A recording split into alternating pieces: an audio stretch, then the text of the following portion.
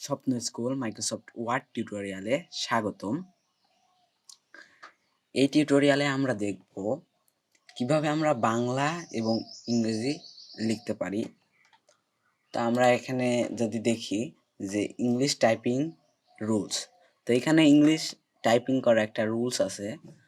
রুলসটা এখানে দেখা যাচ্ছে যে একটা হাত আছে, কিবোর্ডের উপর একটা হাত আছে। হাতটা আছে হচ্ছে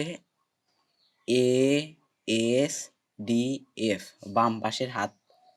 এখান থেকে ASDF এবং এইখানে আছে হচ্ছে আমার স্পেসের উপর, এবং যে ডান পাশের যে হাত, ডান হাতটা আছে হচ্ছে ক্লোন LKJ। তো আমরা প্রথমে যখনই ইংলিশ লিখব সেই সময় আমাদের এইভাবে আমাদের হাত বসাতে হবে, এবং প্রত্যেকটা নখের যে উপরের যে কালারটা আছে, যে নখের যে কালারটা, এই কালারে যত ধরনের কি উপর দিকে নিচের দিকে কি আছে আমরা সেটাকে যে চাপ দেবো।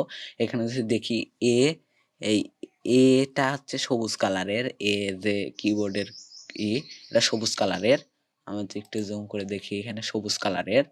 তো এটার উপরে যে কিউ আছে, এই কিউটাও হচ্ছে আমাদের এই নখ দিয়ে ক্লিক করে লিখতে হবে।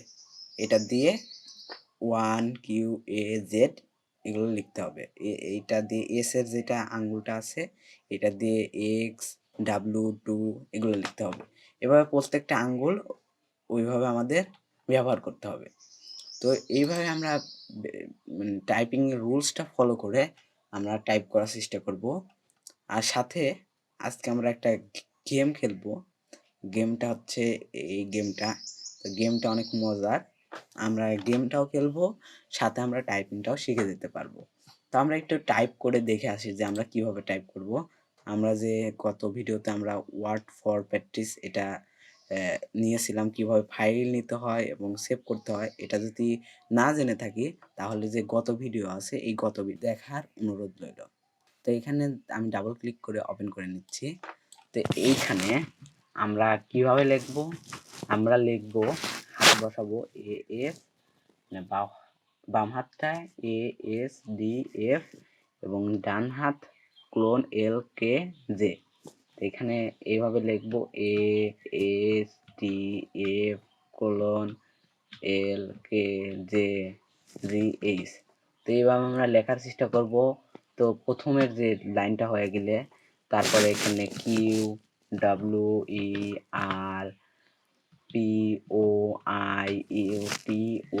তারপরে নিচের লাইন আছে, এখানে নিচের লাইনেও তারপরে এইভাবে মানে পুরো যে কিবোর্ডটা আছে এভাবে পুরো কিবোর্ডটা লেখার চেষ্টা করব।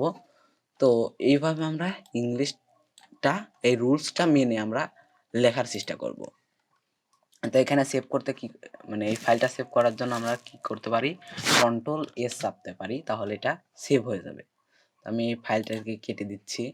এখানে লিঙ্কটা দেওয়া আছে যে এই গেমটা আমরা যদি www.typrush.com এ যাই, গেমটার নাম হচ্ছে টাইপরাশ। তা আমরা এইখানে যদি গুগল ক্রমে চলে যাই, এখান থেকে যদি আমরা সার্চ করি টাইপিং রাশ নিয়ে সার্চ করলাম, এখানে টাইপরাশ রেস নামে একটা ওয়েবসাইট আসলো। এখানে যদি আমরা ক্লিক করি তাহলে আমাদের এটা ওপেন হচ্ছে।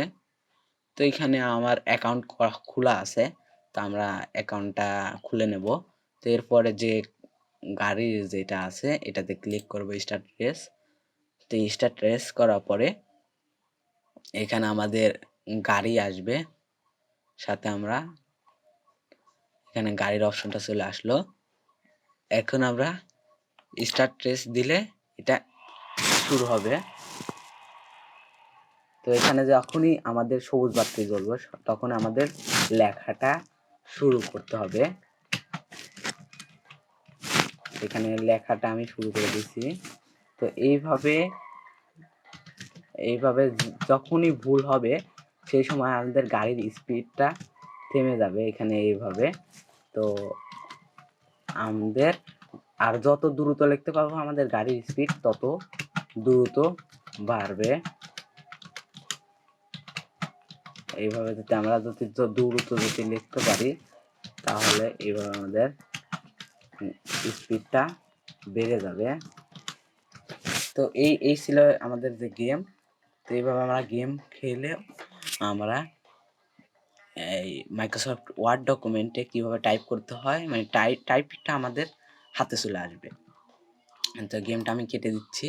তা আমরা গেমটি যদি খেলি, এমনিতে টাইপিংও শেখা হবে, সাথে এন্টারটেইনমেন্টও হবে। তো এরপরে যে আমরা ইংলিশ টাইপিংটা দিয়ে এই রুলসটা মেনে আমরা লেখার চেষ্টা করব ASDF। তো এখন বাংলা যে টাইপিং আছে, বাংলা টাইপিং উইথ অভ্র, অভ্র মানে আবিধানিক অর্থ হচ্ছে আকাশ। তো অভ্রটা তৈরি করছিল এক 18 বছরের এক ছেলে। অভ্রটা অনেক সহজ। আমরা যদি ইংরেজির মতো যদি আবার যদি আমাদের কিবোর্ডটাকে এইভাবে জানা লাগতো যে কি কোথায় কি আছে, তাহলে আমাদের লিখতে অনেক সময় লাগতো এবং অনেক কঠিন হতো জিনিসটা। তার জন্য এইখানে একটা অভ্র একটা লেআউট আছে, লেআউটের নাম হচ্ছে ফোনেটিক। আমরা ফোনেটিক লেআউটই ব্যবহার করব। তো এখানে একটা লিস্ট দেওয়া আছে ফোনেটিক কিবোর্ডের। তো এখন এখানে আমরা যদি কে লিখি, কে লিখলে ক হবে। আমি তো অভ্র কিবোর্ডটা এখানে আনি। প্রথমে অভ্র কিবোর্ড এইভাবে থাকবে না। অভ্র কিবোর্ড আমাদের নিয়ে আসতে হবে কোথা থেকে, টাইপ হিয়ার টু সার্চ। এইখানে সার্চ করব AVRO অভ্র। অভ্র সার্চ করার পর এখানে যে ওপেন বাটন আছে, ওপেনে যদি ক্লিক করি তাহলে আমাদের অভ্রটা ওপেন হবে। তো এখানে অভ্রটা ওপেন হচ্ছে। তো আমরা এখানে যে ইংলিশ আছে, এখানে যদি ইংলিশের উপরে ক্লিক করি তাহলে এটা বাংলা হয়ে যাবে। তো এখন আমরা যদি একটা ডকুমেন্ট খুলি, যে আমাদের এই যে চার্টটা আছে, এই চার্টটা কিন্তু মানে মাথায় না রাখলে আমরা কিন্তু লিখতে পারবো না। আমাদের মানে কোন ইংরেজি বর্ণে কি অক্ষর হচ্ছে এগুলো আমাদের জানা থাকতে হবে। না জানলে আমরা সুন্দরভাবে লিখতে পারবো না।